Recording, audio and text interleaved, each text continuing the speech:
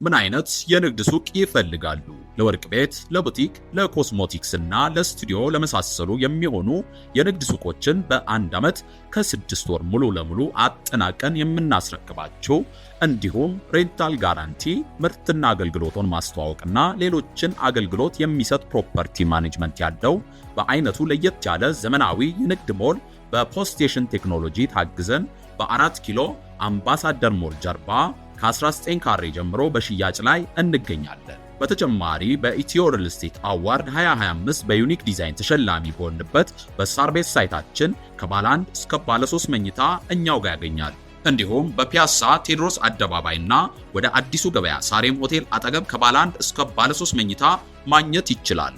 ለበለጠ መረጃ ከታች ባሉ ስልኮች ይደውሉ። አፖያ ፕሮፐርቲስ። እነሆ ሰላምና ጸጥታው ተረጋግቶ ምዕመናን ወደ ቅድስቲቱ ኢየሩሳሌም በደስታና በገፍ እየተጓዙ ነው። ለእርሶም ሰዓቱ አሁን ነው። የ15 ዓመታት የካበተ የአስጎብኝነት ልምድ ያለው አፍሮ ሆሊላንድ የጌታችንን ልደት በተወለደባት በቤተልሔም አብረንና ክብር ይሎታል። በቆይታችን በተለያዩ ቅዱሳን መካናት ተራ በተራ ቆይታ ማድረግ ብቻ ሳይሆን በዮርዳኖስ እንጠመቃለን፣ ጎሎጎታን እንሳለማለን።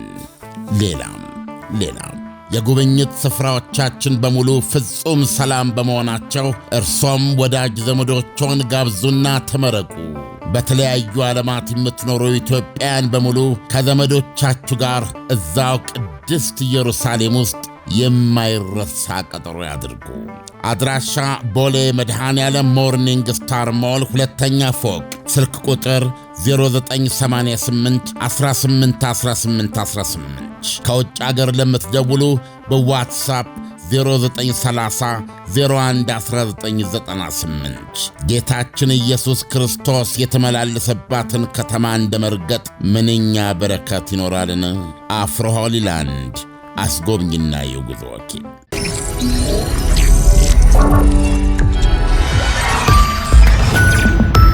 ይህ አዋዜ ሰበር ነው። የአሜሪካው ፕሬዝደንት ዶናልድ ትራምፕ ያንን እጅ ለቀም አደረግኩት፣ ያ እጅ ከዚህ በፊት የት እንደነበረ ምን አገባኝ እኔ ማለታቸው ተሰማ። ትራምፕ ያ እጅ ያሉት የሳውዲው ንጉሣዊ አልጋ ወራሽ ኤምቢኤስ መሐመድ ቢን ሳልማን እጅ ነው። ለቀም ጭብጥብጥ አደረግኩት የሚሉት እሱን ነው። እኔ እንዲህ ጭብጥብጥ ሳላደርገው በፊት ምን እየሠራ እንደነበረ አይመለከተኝም ያሰኛቸው የቀደመው የጆ ባይደን መንግሥት ያ እጅ ተቃውሞን ስለ ጻፈ ብቻ የጋዜጠኛ ጀማል ካሾጂን ሕይወት በቱርክ ምድር የሳውዲ ቆንስላ ውስጥ ገብቶ እንዳይወጣ ያደረገና አስከሬኑ እንኳ እንዳይገኝ አድርጎ ያጠፋ ወንጀለኛ አረመኔ እጅ ነው ተብሎ የተወገዘ ስለነበር ነው። ትራምፕ ያንን እጅ ለቀም አድርጌ ጨበጥኩት ከማለታቸው ጋር በዲሞክራሲያዊና በሰብአዊ መብቶች መከበር ላይ አይምሬ ነኝ ይል የነበረው የቀደመው መንግሥት አብራ ፕሬዚደንት ጆ ባይደን ራሽያ ላይ ጫና ማስደረግ አስፈልጓቸው ግድ ሆነባቸው ወደ ሳውዲ አረቢያ ለመሄድ በተገደዱበት ጊዜ ኮረናን ሰበብ አድርገው አፋቸውን በማፈኛ ለጉመውና እጃቸውን እንደ ቡጢ ጨብጠው በቦክሰኛ ብቻ ነበረ አልጋ ወራሹን ሰላምታ የሰጧቸው። አልጋ ወራሹም ለሳቸውና ለተተኪያቸው ፕሬዚደንት ትራምፕ ያደረገው አቀባበል ልዩነት ባይደን ምንኛ ኢሰብአዊ ግን ከቤቱ መቅረት የማይቻል ሀብታም አድርገው እንደሚቆጥሩት የተረዳና እሱም በተራው ክብርና ሞገስ ያሳጣቸው መሆኑን ልብ ይሏል። ፕሬዚደንት ትራምፕ ከአልጋ ወራሹ ጋር ጎን ለጎን በተቀመጡበት የዋይት ሃውስ ጋዜጣዊ መግለጫ ላይ ባለጸጋውን ልጅ እግር አረብ ክብርና ኩራት ለመጠበቅ ሲሉ እንደ ተናካሽ ውሻ ከሚያዩአቸው ጋዜጠኞች ጋር መነታረክ ነበረባቸው። በተለይም ልዑሉ እግራቸውን ወደ ዲሞክራሲያዊ ምዕራባውያን ሀገራት ባነሱ ቁጥር ለካሾጂ ምነው ፍትሕ አልተበየንለትም፣ እርሶም አይደል ያስገደሉት አይደለም እንዴ የሚለው ጥያቄ አይቀርላቸውም። በዋይት ሃውስ የገጠማቸውም ይሄ ነበረ።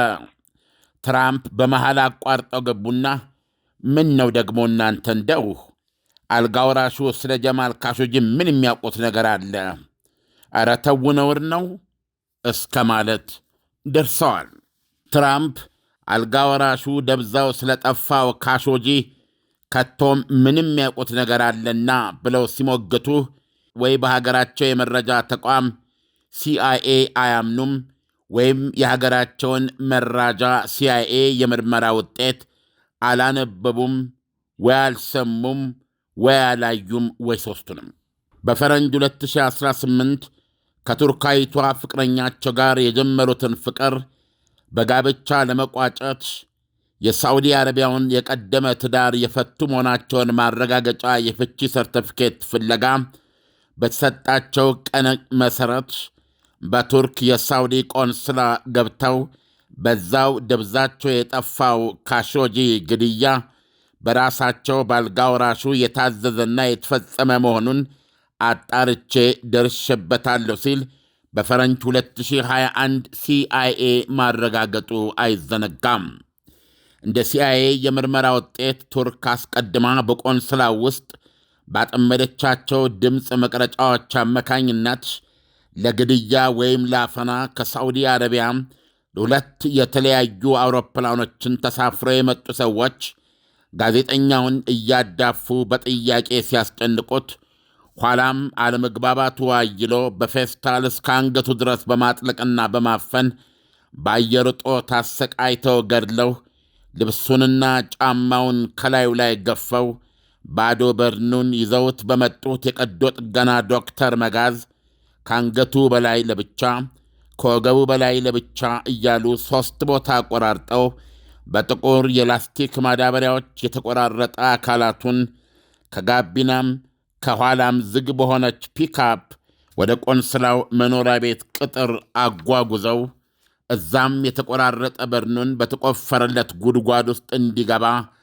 አድርገው በአሲድ ፍሳሽ ቀልጦና ሟምቶ ከአፈር ጋር ወደ ተመሳሰለ ብናኝ ለውጠውታል ስትል ቱርክ ደረጃ በደረጃ ያረጋገጠችውን ጨካኝና ማናለብኝ መንግሥታዊ ግድያ የፕሬዝደንቱን ትልቅ እንግዳ አልጋ ወራሽ ኤምቢኤስ ያውቃሉ ብቻ ሳይሆን እንዲፈጸምም አዘዋል ነው ያለው የሲአይኤ የ2021 ሪፖርት። እሱ ላይ ተመስርቶ ነበረ የቀድሞ ፕሬዝደንት ጆ ባይደን እጁን ላለመጨበጥ ብለው በቦክስኛ መሰል የለበጣ መዳፍ ማነካካት ሰላምታ ለመለዋወጥ የተገደዱት ወይም በዛ መንገድ የተገላገሉት። ትራምፕ ያንን እጅ ለቀም አድርጌ ጨበጥኩት፣ ከዚህ በፊት የት እንደነበር ምን አገባኝ እኔ ሲሉ ለማሳየት የሞከሩት ይህንን ነው። ትራምፕ አልጋ ወራሹን ስለ ጀማል ካሾጂ ፈጽሞ እንዳያነሱባቸው ጋዜጠኞችን አከላክለው ነበረ ከጅምሩ። አልተሳካላቸውም እንጂ በኢትዮጵያ አቆጣጠር መስከረም 22 ቀን 2011 ዓ ም ማክሰኞ ዕለት ያልመጣው እንደሆነ ለነከሌ ደውለሽ መልእክቱን ንገሪያቸው በማለት ገብቶ የውሃ ሽታ ሆኖ የቀረውን ፍቅረኛዋን ከ3 ሰዓታት በላይ ጠብቃ ያላገኘችውና አንድም ፍትሕ አልተበየነለትም ስትል ደብዛው ስለጠፋውና ልትቀብረው እንኳ ላልቻለችው ባለቤቷ ፕሬዚደንት ትራምፕን አግኝታ ለመንገር እንደምትፈልግ ስካይ ኒውስ ላይ ገልጻለች። ባሏ የዋሽንግተን ፖስት አምደኛ ነበረ። ታላቅ ሰው፣ ባለሙያና ልበ ሙሉ ሰው ነበር ብላለች። ኢሳያስ እንደሰማው ነው እንግዲህ የሳውዲ አረቢያው ንጉሥ አልጋወራሽ ንጉሣዊ አልጋወራሽ ዲፋክቶ የሚለውን ቃል ለመተርጎም ነው። የሳውዲ አረቢያ ንጉሥ ተደርገው ነው የሚታዩት። አልጋወራሹ አባታቸው በጣም በዕድሜ የገፉና በወራት ውስጥ እንኳ ድምፃቸውን አትሰማም። ስለዚህ በአጠቃላይ በሀገሪቱ ላይ ውሳኔ የሚሰጡት አልጋወራሹ ስለሆኑ በጣም ልጅ ናቸው። 40ዎች ውስጥ ነው ዕድሜያቸው። በዚህ የተነሳ ነው ንጉሳዊ የሚባሉት። እንግዲህ አሁን ያለነው 2025 ነው። ከ7 ዓመት በፊት የሆነ ነው የጀማል ካሾጂ እጅግ አሳዛኝ ዘግናኝ ደብዛ መጥፋት። እንደውም የቱርካዊት ባለቤታቸው ከተናገረችው ውስጥ አንዱ የአሜሪካውን ፕሬዚደንት ራሳቸውን አግኝታ ስለ ባለቤቷ ማንነት በትክክል ልትነግራቸው፣ እንደዚሁም የሳውዲውን አልጋ ወራሽም አግኝታ ፍትህ አልተበየነም ብላ ነው የምታምነው። ምንም እንኳ ሳውዲ አረቢያ ወይም አልጋ ወራሹ እንደተናገሩት ሳውዲ አረቢያ የራሷን ማጣሪያ አድርጋ ከዛ ጋር የተያዙ የምትላቸውን ሰዎች በቁጥጥር ስር አውላ የሞት ፍርድ ፈርዳ በኋላ ላይ በዛ በሀገሪቱ ሕግ ባለው አሰራር እንግዲህ ሞታቸው በተለያየ በባህላዊ መንገድ እንዲቀየር የሆነበት ሁኔታ ነው ያለው እና አልጋ ወራሹም ከባድ ስህተት ነበር፣ ሂውጅ በጣም ትልቅ ስህተት ነበር ብሎ ስለው አምነዋል እና ተፈጽሞ በተገኘ ጊዜም ይህም ባወቁ ጊዜም እርምጃ ለመውሰድ እስከምን ድረስ እንደሄዱ ለማሳየት ሞክረዋል እና ከዚህ ጉዳይ ጋር ግን እሳቸውን በቀጥታ የሚያገናኛቸው ነገር እንደሌለ አሁንም በጽናት እየተከላከሉ ነው። ስለዚህ በሌላ በኩል ደግሞ በካሳ ደረጃም ሲታይ የካሾጂ ቤተሰቦች ልጆቻቸው የተካሱ እንደሆነ ነው ያነበብነው። ነገር ግን በትዳር ለመፈጸም እድል ያላገኘችው እጮኛቸው እንዳልተካሰች ማስገንዘብም ትፈልጋለች። ዞሮ ዞሮ ከሱ ሞት በኋላ ሕይወት የለኝም ነው የምትለው። ዓለም የአሜሪካው ፕሬዚዳንት ዶናልድ ትራምፕ የሳውዲ አረቢያውን አልጋ ወራሽ እኔ እሱን ከማግኘቴ በፊት ስለነበረው ጉዳይ አይመለከተኝም ሲሉ ምን ለማለት ነው? እጅግ በጣም እኮ የሚገርም ነው። አሜሪካ እንግዲህ በዲሞክራት መንግስት ያለባት ሀገር ናትና ዓለም ደግሞ እሷን ነው የሚከተለው። ፕሬዚዳንት ዶናልድ ትራምፕ ይህንን ሲሉ በእርግጥም አንዳንድ ሰዎች እንደሚሏቸው የነጋዴ አመለካከትና አስተሳሰብ ብቻ ነው ወይ ያላቸው? መሸጥ፣ መለወጥ፣ ማትረፍ ብቻ ነው ወይ? ከዛ የበለጠ ፖለቲካሊ ያላቸው አመለካከት ዝቅተኛ ነው ወይ? ዓለም እንዴት ነው የምትመለከቱ ይህን ጉዳይ? እነሆ ሰላምና ጸጥታው ተረጋግቶ ምዕመናን ወደ ቅድስቲቱ ኢየሩሳሌም በደስታና በገፍ እየተጓዙ ነው። ለእርሶም ሰዓቱ አሁን ነው። የ15 ዓመታት የካበተ የአስጎብኝነት ልምድ ያለው አፍሮ ሆሊላንድ የጌታችንን ልደት በተወለደባት በቤተልሔም አብረንና ክብር ይሎታል። በቆይታችን በተለያዩ ቅዱሳን መካናት ተራ በተራ ቆይታ ማድረግ ብቻ ሳይሆን በዮርዳኖስ እንጠመቃለን፣ ጎሎጎታን እንሳለማለን። ሌላም የጉብኝት ስፍራዎቻችን በሙሉ ፍጹም ሰላም በመሆናቸው እርሶም ወዳጅ ዘመዶችዎን ጋብዙና ተመረቁ። በተለያዩ ዓለማት የምትኖሩ ኢትዮጵያውያን በሙሉ ከዘመዶቻችሁ ጋር እዛው ቅድስት ኢየሩሳሌም ውስጥ የማይረሳ ቀጠሮ ያድርጉ። አድራሻ ቦሌ መድኃኔዓለም ሞርኒንግ ስታር ሞል ሁለተኛ ፎቅ፣ ስልክ ቁጥር 0988 181818። ከውጭ አገር ለምትደውሉ በዋትሳፕ 0930 011998። ጌታችን ኢየሱስ ክርስቶስ የተመላለሰባትን ከተማ እንደ መርገጥ ምንኛ በረከት ይኖራልን! አፍሮ ሆሊላንድ አስጎብኝና የጉዞ ወኪል። በጣም ጥንቃቄ የሚያስፈልገው ጉዳይ ነው። ዶናልድ ትራምፕ አሁን ከሳውዲ አረቢያ ጋር ብቻ አዲሱ ነገር የኤፍ-35 የጦር ጀቶችንም ለመሸጥ ስምምነት አድርገዋል። በአጠቃላይ ባለፈው ሳውዲ አረቢያ በሄዱ ጊዜ ከእሱ ጋር የተገናኘ ነው። በመከላከያ በዚህ በቴክኖሎጂ እና በተለይ ደግሞ በዚህ በአርቲፊሻል ኢንቴሊጀንስ በሰው ሰራሽ አእምሮ ቴክኖሎጂ ለከፍተኛ ስምምነቶች ብዙ ቢሊዮን ዶላሮች የሚጠይቁ ስምምነቶች ናቸው። በአጠቃላይ የሳውዲው አልጋ ወራሽ በአሜሪካ ኢኮኖሚ ውስጥ ወደ 600 ቢሊዮን ዶላር ነው አስገባለሁ ብለው የነበሩት እና ባለን ጓደኝነት ወደ 1 ቢሊዮን ከፍ ልታደርገው ይገባል ብለው ነበር። አሁን መጨረሻ ላይ የሰጡ መግለጫ ራሳቸው አልጋ ወራሹ $1 ትሪሊዮን ሊደርስ የሚችል መሆኑን የገለጹትና ይሄ ገንዘብ በዶናልድ ትራምፕ ዘመን ብቻ የሚያልቅ አይደለም፣ የተለያዩ ኮንትራቶች ያሉት ነው። ነገር ግን $1 ትሪሊዮን ባጭሩ ማለት የምችለው አንቢሊቬብል ነው።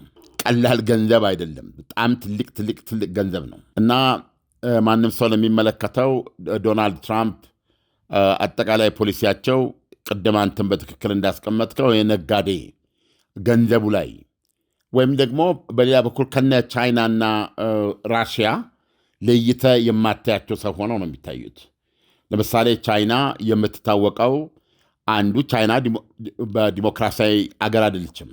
ቻይና ኮሚኒስት ሀገር ናት። ኢኮኖሚዋን ከምዕራቡ ዓለም ጋር አዋዳ በዛ መንገድ እዚህ የደረሰች ነገር ግን አመራሯ አሁንም ፖለቲካዋ በአንድ ገዢ ፓርቲ ስር የሚካሄድ አገር ናት።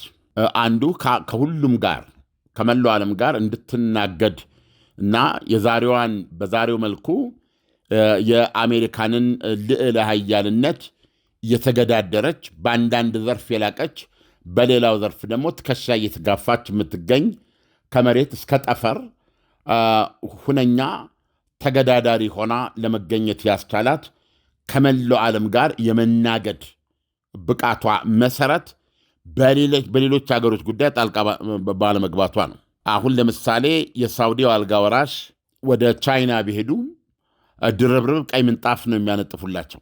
የሚኖረው አቀባበል፣ የሚኖረው መስተንግዶ የትየሌለ ነው የሚሆነው እና አንድም የቻይና ጋዜጠኛ ደፍሮ ትንፍሽ ሊል አይችልም። ካሾጂን ብሎ ሊያነሳ አይችልም። እንግዲህ በምዕራባውያንና በምስራቃውያን መካከል የልዩነት ታያለ። አሁን የምንመለከታቸው ዶናልድ ትራምፕ ሞሮፍ የምስራቁ የቻይናው መሪ አይነት የራሳቸው ያነጋገር ስልት ቢኖራቸውም የራሳቸው ነገር ቢኖርም በፖሊሲ እይታቸው ግን ከነ ቻይና ከነ ሩሲያ ጋር የሚመሳሰሉ ሰው ናቸው። አሁን ስለዚህ እዚህ ላይ ተመስርተን እኚህ ሰውዬ አንድ ዲሞክራቲክ ናቸው። እኚህ ሰውዬ የአሜሪካንን የዲሞክራሲ ቀንዲልነት የአሜሪካንን የሰብአዊ መብት አውራነት በእነዚህ ውስጥ ተጠቃሚ ያልሆነን ህዝቦች ነን እኛ። በነገራችን ላይ ገብተዋል። ይሄ መሆኑንም አውቃለሁ። ግን ዝም ብለህ በጥቅል አሜሪካ ባይ ዲፊኒሽን የነጻው ዓለም መሪ ናት። የዲሞክራሲና የሰብአዊ መብት መከበር አራማጅ ናት።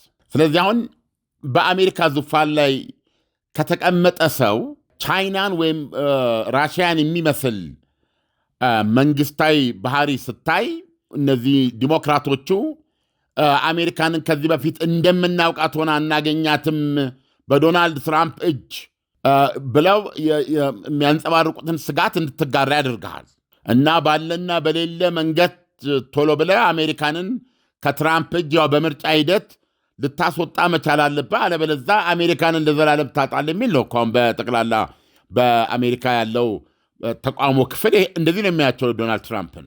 ስለዚህ ዶናልድ ትራምፕ ስለ ዲሞክራሲ እና ሰብአዊ መብት መከበር የቀደመውን የአሜሪካንን መገለጫ የሆኑትን እሴቶች የማያከብሩ ቶታሊም የማይረዱ ተራ ነጋዴ ናቸው ወይ? አሜሪካ ተራ ነጋዴ ነው ወይ ስልጣን ላይ ያስቀመጠችው?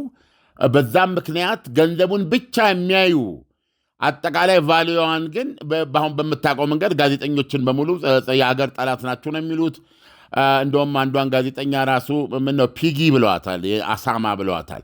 እንደዚህ አይነት በጣም የሚታዩ የፍሪ ፕሬስ የምትለውን ነገር የህዝብ ጠላት ብለው የፈረጁ ናቸው። አሁን ጋዜጠኞችንም በዚህ መንገድ አፋችሁን ዝጉ ሲሉ የነበሩት በጣም እቅፍቅፍ ያለ አቀባበል ነው።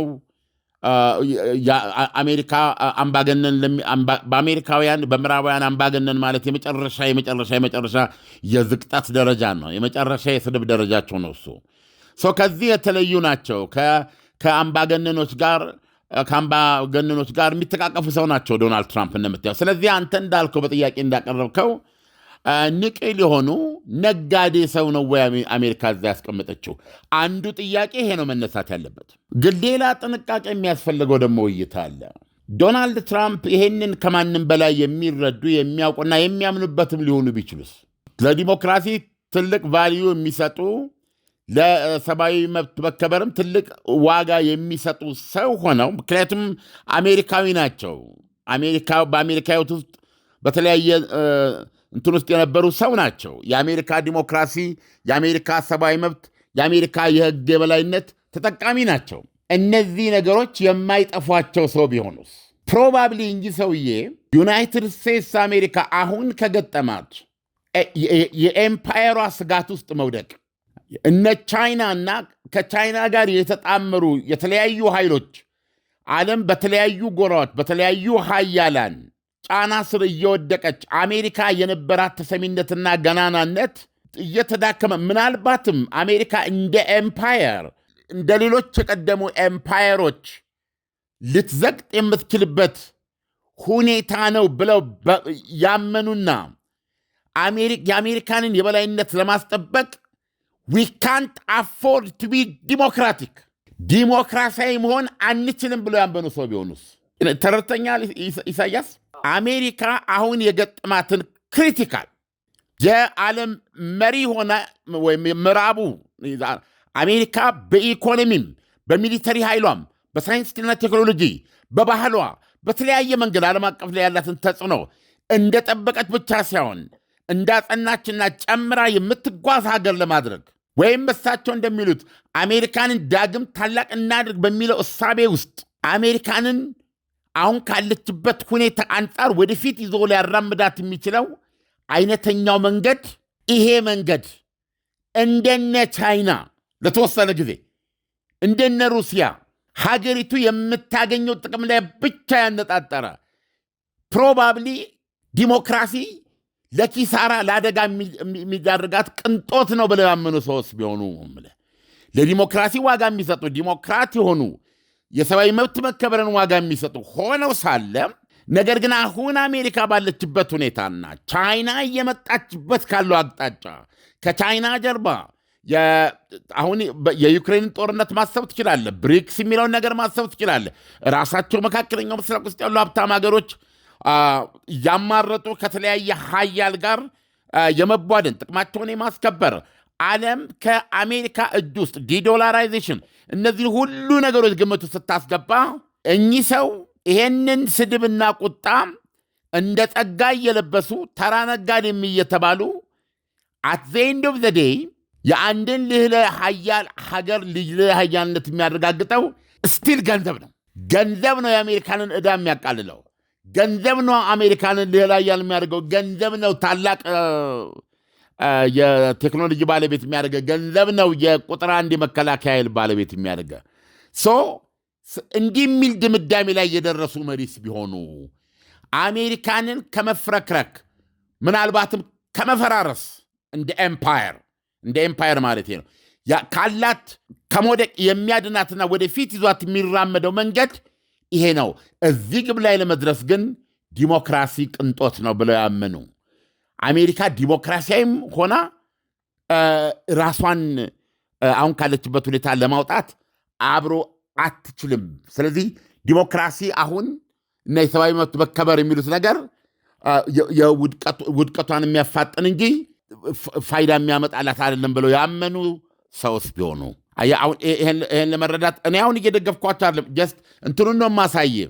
በዛኛውም አሳሰብ በዚህኛውም ቢታሰብ ነው የምልህ። ለምሳሌ $1 ትሪሊዮን ለአሜሪካ ምን ማለት ነው?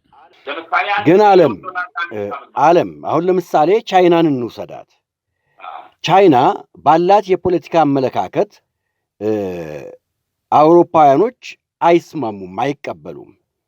አንዳንድ አፍሪካ ሀገራትም ቢሆኑ ቻይና ጥቅሟን ብቻ ነው የምታሳድደው። ለዓለም ፍትህ፣ ለዓለም እኩልነት፣ ዲሞክራሲ የምትሰጠው ዋጋ የለም። አምባገነኖችም ዕድሜያቸው እንዲረዝም ከቻይና መበደር ከፈለጉ ቻይና ካመነችበት ታበድራለች። አሜሪካና አውሮፓን ስንወስድ ግን የእያንዳንዱ ሀገር በሀገሩ ላይ ያለው ዲሞክራሲያዊ የህዝቡ ዲሞክራሲያዊ መብት አልተጠበቀም ብለው ካመኑ አያበድሩም። የተለያየ አይነት ማዕቀብ ይጥላሉ። በዛ ምክንያትም የአምባገነን መንግስት የሚወድቅባቸው ሁኔታዎችም አሉ።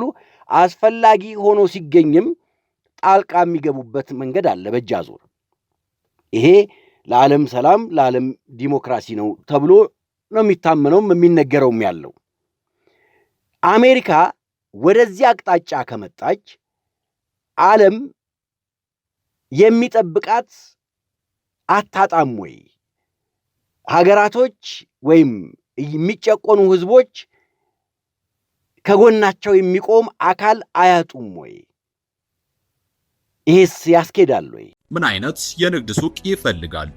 ለወርቅ ቤት፣ ለቡቲክ፣ ለኮስሞቲክስ እና ለስቱዲዮ ለመሳሰሉ የሚሆኑ የንግድ ሱቆችን በአንድ ዓመት ከ6 ወር ሙሉ ለሙሉ አጠናቀን የምናስረክባችሁ እንዲሁም ሬንታል ጋራንቲ፣ ምርትና አገልግሎቱን ማስተዋወቅና ሌሎችን አገልግሎት የሚሰጥ ፕሮፐርቲ ማኔጅመንት ያለው በአይነቱ ለየት ያለ ዘመናዊ የንግድ ሞል በፖስቴሽን ቴክኖሎጂ ታግዘን በ4 ኪሎ አምባሳደር ሞል ጀርባ ከ19 ካሬ ጀምሮ በሽያጭ ላይ እንገኛለን። በተጨማሪ በኢትዮ ሪል ስቴት አዋርድ 2025 በዩኒክ ዲዛይን ተሸላሚ በሆንበት በሳር ቤት ሳይታችን ከባለ 1 እስከ ባለ 3 መኝታ እኛው ጋር ያገኛሉ። እንዲሁም በፒያሳ ቴዎድሮስ አደባባይና ወደ አዲሱ ገበያ ሳሬም ሆቴል አጠገብ ከባለ 1 እስከ ባለ 3 መኝታ ማግኘት ይችላሉ። ለበለጠ መረጃ ከታች ባሉ ስልኮች ይደውሉ። አፖያ ፕሮፐርቲስ። አሁን ዶናልድ ትራምፕ በመጀመሪያ ደረጃ አሁን ባለው ለምሳሌ ምንድነው ቭላዲሚር ፑቲን ብዙ ጊዜ ሲያስገነዝበው የምንሰማ በዚህ ጉዳይ በጣም አውትስፖክን የሆኑ እሳቸው ስለሆኑ ነው። እና ሀገራት በምን መንገድ ይተዳደሩ? በራሳቸው ባህል ይተዳደሩ ነው። በራሳቸው መንገድ ለምሳሌ ኢራን በምዕራባውያን አምባገነነች። ነገር ግን ምርጫ ታደርጋለች ፕሬዚደንቷን ለመምረጥ። ነገር ግን ፕሬዚደንት ለመሆን የሚወዳደሩትን የሚወስኑት የመንፈሳዊ መሪ ናቸው። አየህ። ስለዚህ ምን የሚሆን በዚህ ሰላም ናት ኢራን። ለምን ጣልቃ ትገባላችሁ? ቻይና የኮሚኒስት ፓርቲው ነው መንግስት የሚያስቀምጠው። መንግስቱ ቋሚ መንግስት ውስጥ ነው። ከሱ ፖሊት ቢሮ አባላት ውስጥ አንዱን ራሱ ነው የሚሾመው። የህዝብ ጉዳይ አይደለም መሪውን መምረጥ፣ የፖለቲካ ፓርቲው ነው የኮሚኒስት ፓርቲው። ዋይ ሹድ ዩ ኬር? ምን አገባችሁ? ቻይና በዛ መንገድ ምን ስትሆን አያቸዋት? ለምንድን ነው ቻይናን በዲሞክራሲ አጓደሽ፣ ሰብአዊ መብት የግለሰብን ሰብአዊ መብት አታከብሪም ገለመለ እያላችሁ ዘመቻ የምታደርጉት? ራሽያና ቭላዲሚር ፑቲን 5ኛ ጊዜ መስለኝ የተመረጡት። ለምን 25ኛ ጊዜ አልመረጥም? ምን አገባችሁ? ራሽያኖች እንዲህ ነን። ስንት መሪ ታውቃላችሁ በራሽያ? ከሌኒን በኋላ ቢያንስ በጣት የምንቆጠር ነን። በቃ እንደዚህ ነን ራሽያኖች። እና ራሽያኖች ጋር መጥተህ ዲሞክራሲ እንደዚህ የምትለው ሁሉ ነገር በእናንተ አይን በእናንተ እንዲሆን አትችሉም። ዓለም በራሱ መንገድ ይመራ የሚል ነው። ለጥያቄ ምላሽ ደግሞ ለሆኖ ከተመራማ አይቀር አሁን ከምዕራባውያኖች እንዲያው ማንኛውም ህዝብ የዲሞክራሲ የነፃነት የሰብአዊ መብቱ የተከበረበት መሆን አለበት ብለህ የምታምን ከሆነ እንደ ህዝብ ያንተ ኃላፊነት ነው። እንደ ህዝብ አንተ በራስህ ውስጥ ከራስህ ጋር ታግለ የምትፈልገውን ነገር ለማምጣት ታገል። የዶናልድ ትራምፕ አገባብ ነው እዚህ ጋር የሚነቅ ቅድም አሁን ለጠየቀኝ ዓለም ተቶ ማናለ ይበለው ነው ያልከው አይደለም? ዓለም ለራሱ ያስብ ነው። እያንዳንዱ ሀገር ስለ ራሱ የሚስማማውን ነገር ይወስን በራሱ ውስጥ።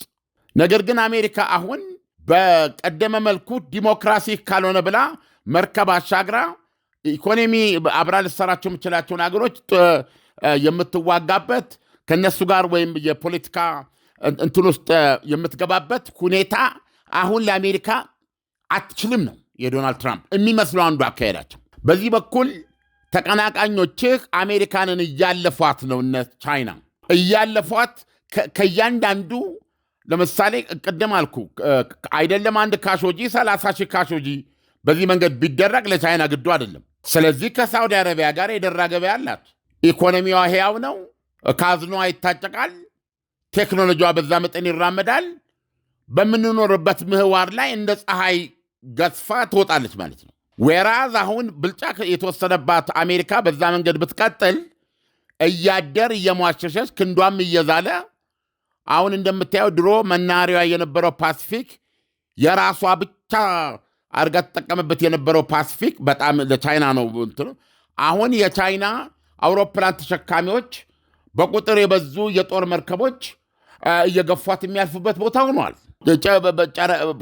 በህዋ ምርምር ብትሄድ፣ በህዋ ቴክኖሎጂ ብትሄድ፣ በዚህ አሁን በ21ኛው ክፍለ ዘመን የተለያዩ ቴክኖሎጂዎች ብትሄድ፣ በሳይንስና ቴክኖሎጂ አሜሪካ ያላትን አንጻራዊ የበላይነት አስጠብቃ ለመሄድ የግድ ገንዘቡ ላይ እዚህ ላይ ማተኮር አለባት። አሜሪካ ካኖት አፎርድ ቱ ቢ ዲሞክራቲክ ማለት የፈለጉ ይመስላል ዶናልድ ትራምፕ። ወይ ቅድም እንዳልኩ ንቅል ምንም አይነት ከአሜሪካ ሀሳቤ ጋር ያልተሳሰሩ ራስ ወዳድ እና ነጋዴ የሆነች አገር አድርጓታል አሜሪካንን። ወይም ደግሞ እያወቁ አሜሪካ አሁን ካለችበት ሁኔታ አውጥቶ ለሚቀጥለው ትውልድ የተሻለችና የበለጠች አሜሪካንን ሊያመጣ የሚችለው መንገድ ይሄ ነው። እዛ ጋር ለመሄድ አሜሪካንን ታላቅ ለማድረግ የግድ ዲሞክራሲን በተለይ ቢያንስ በዓለም ላይ የነበራትን የዲሞክራሲያዊ ሚና መጫወት አስፈላጊ አይደለም ብለው ያመኑ መሪስ ቢሆኑ በጥያቄ ምልክት ነው የምናስቀምጠው። ኢሳያስ የሆነው ለዛሬ ዓለም እንግዲህ ቻይና በከፍተኛ ሁኔታ አምራች ሀገር ናት። የተለያየ አይነት ምርት በማምረት በዓለም የምትታወቅ ሀገር ናት። መታወቅ